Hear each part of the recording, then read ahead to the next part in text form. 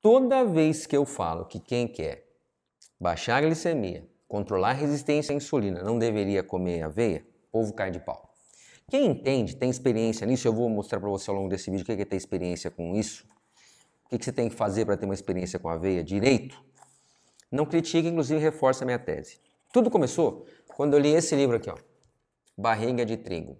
Eu encontrei nesse texto algo que contrariava completamente o que eu acreditava. E eu adoro quando acontece isso. Quando alguém vem com um vídeo disruptivo, falando uma coisa contrária do que eu acredito, eu paro para ouvir, para ver se faz sentido. Mas tem gente que não, que o cérebro trabalha de um jeito que assim, dá uma raiva ouvir falar mal de uma coisa. Ou mal, não estou falando mal, estou falando os dados.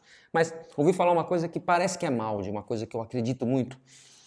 Então, eu não tenho amores aqui, eu tenho resultados.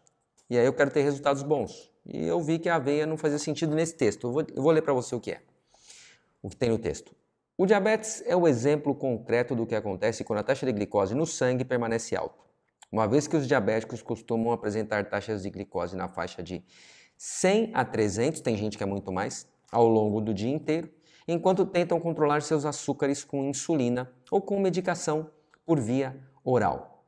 A taxa normal de glicose em jejum é de 90. Eu vou dizer que está ficando mais comum do que normal isso aí. Quando você está super saudável, entre 70 e 77,5. Se for entre 70 e 73, ó, parabéns. E aí o que acontece?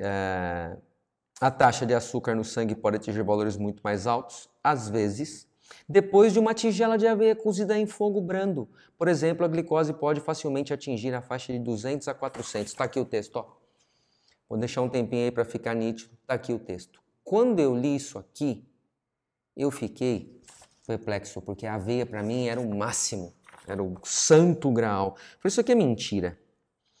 E aí o que eu fiz? Eu comecei a pegar pessoas diabéticas e falar para elas, comam aveia e meçam a glicemia, antes de comer, na verdade, 30, 60, 90 e 120 minutos após comer. Eu vi gente fazendo aveia com água e a glicemia bater 200, 250, 300, vai depender do grau que a pessoa está.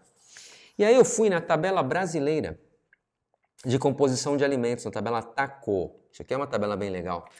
E eu peguei aqui para olhar quanto carboidrato tem na aveia, porque o pessoal fala que a aveia tem muita fibra, não tem tanto carboidrato assim e tal. Aí eu fui olhar aqui e eu encontrei aqui aveia em flocos crua.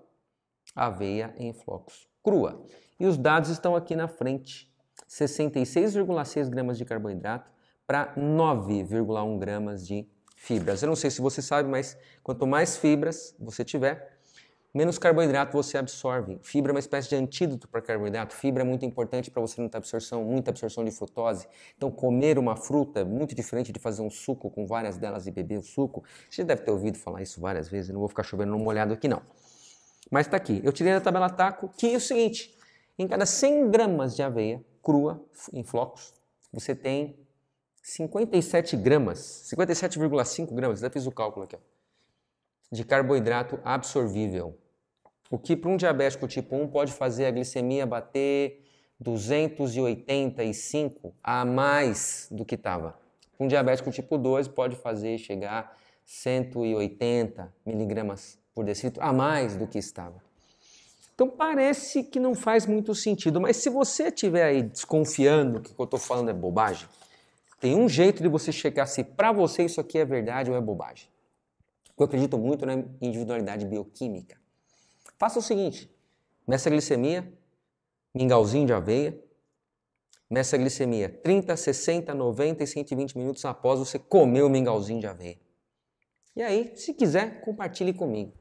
Eu lidero o movimento de saúde sem remédios, eu estou preocupado que você consiga reduzir ao máximo a carga de remédios ou até eliminar, quer a indústria farmacêutica goste ou não, mas eliminar com segurança os remédios ou reduzir, se for o caso, vai depender do seu metabolismo, de quanto você vai engajar. Então eu sou líder desse movimento, eu gero conteúdo para te ajudar nisso.